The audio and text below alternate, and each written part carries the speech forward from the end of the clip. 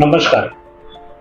આજે હું તમારી સાથે એવા વિષય પર વાત કરવા માંગુ છું જે બાળકોમાં અત્યંત કોમન છે અને ખૂબ જ મહત્વપૂર્ણ પણ છે. વાલીઓ માટે ખાસ કરીને એ જાણવું મહત્વનું છે કે બાળકોમાં જ્યારે આ બીમારી થાય ત્યારે શું કહી છે.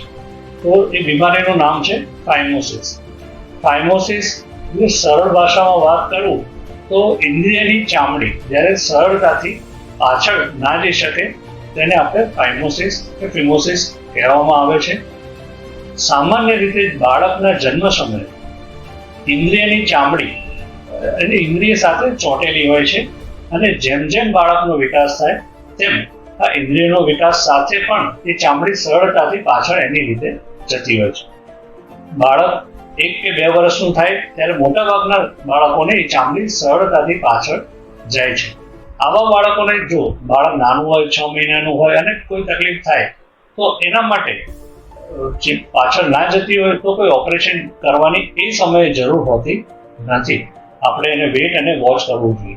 પરંતુ જો બાળક મોટું થઈ ગયું હોય અને તેમને યુરિન કરવામાં પ્રોબ્લેમ થતો હોય કે પેશાબ કરતી વખતે ચામડીનો ભાગ બલૂનની જેમ ફૂલી જતો હોય, પેશાબ અટકી જતો હોય, ઘણા કેસમાં પેશાબમાં વારંવાર ઇન્ફેક્શન થતું હોય ત્યારે એની સારવારની જરૂર પડે છે.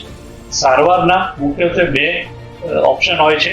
એક તો શરૂઆતના સ્ટેજમાં અમે સ્ટીરોઇડ ક્રીમ એપ્લાય કરવાનું કહેતા હોય છે થોડા મંથ સુધી, અને મોટાભાગના બાળકોને તેનાથી સારું થઈ જતું હોય છે અને ઓપરેશન બચી જતું હોય છે. ઘણા કેસમાં જો દવાથી કામ ના થાય અથવા બાળકને ઇમ્પ્રુવમેન્ટ ના જણાય તો સર્કમસિઝન એટલે સુન્નતનું ઓપરેશન કરવાનું થાય છે. અને એ બાળકને જ્યારે પણ ઓપરેશન કરવાનું થાય બરોબર ત્યારે એ ડેકેર સર્જરી છે, બહુ સરળ સર્જરી છે. મોટાભાગે સવારે દાખલ કરીને સાંજે દર્દી રજા મળી જાય છે અને હાલના તબક્કામાં એ દર્દીનું ટાંકા વગરનું કે સ્ટેપ્યુલર સર્કમસિઝન પણ થાય છે. જો આ સારવાર કે સર્જરી ના કરીએ તો બાળકને ભવિષ્યમાં શું થઈ શકે? એક તો ફાઇમોસિસ જેના કારણે લિંગની વૃદ્ધિ થવામાં પણ પ્રોબ્લેમ આવી શકે છે. ભવિષ્યમાં પેશાબમાં વારંવાર ઇન્ફેક્શન થઈ શકે છે અને બહુ જ રેર કેસમાં પેશાબની ચામડી એટલી સાંકડી હોય તો એ પેશાબ સંપૂર્ણપણે અટકાવી શકે છે અને ઇમરજન્સીમાં જવું પડે છે. તો તમારા બાળકને આમાંથી કોઈ પણ પ્રોબ્લેમ હોય તો એના વિશે જાગૃત થઈને નજીકના ક્વોલિફાઈડ યુરોલોજિસ્ટ પાસે જઈને બતાવવું જોઈએ અને ડૉક્ટર જે પણ સલાહ આપે એને ફોલો કરવી જોઈએ.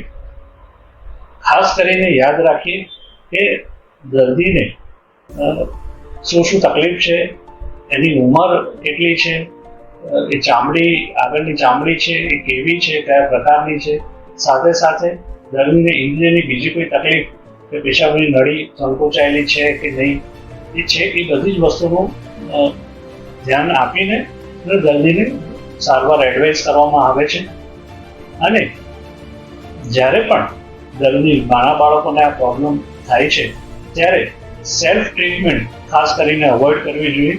ઘણા વાલીઓ અમે જોતા હોઈએ છીએ કે બાળકની ચામડી જો પાછળ ના જતી હોય તો એ ફોર્સફુલી ઘરે એને પાછળ કરવાનો પ્રયત્ન કરે છે. અને આ કેસમાં દર્દીની ચામડી ઘણીવાર ફાટી જાય છે, ત્યાં બ્લીડિંગ શરૂ થઈ જાય છે અને ઇમરજન્સીમાં દર્દીને લાવવું પડે છે, ઇન્દ્રિય પર સોજો આવી જાય છે.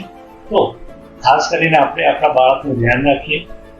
જે પણ કોઈ પણ તકલીફ આવી જણાય ફાઇમોસિસને લગતી કે પેશાબને લગતી ત્યારે બાળકને નજીકના યુરોલોજિસ્ટ પાસે જઈને તપાસ કરાવીને અને પછી ડૉક્ટર કહે એ પ્રમાણે સલાહ ફોલો કરવી જોઈએ.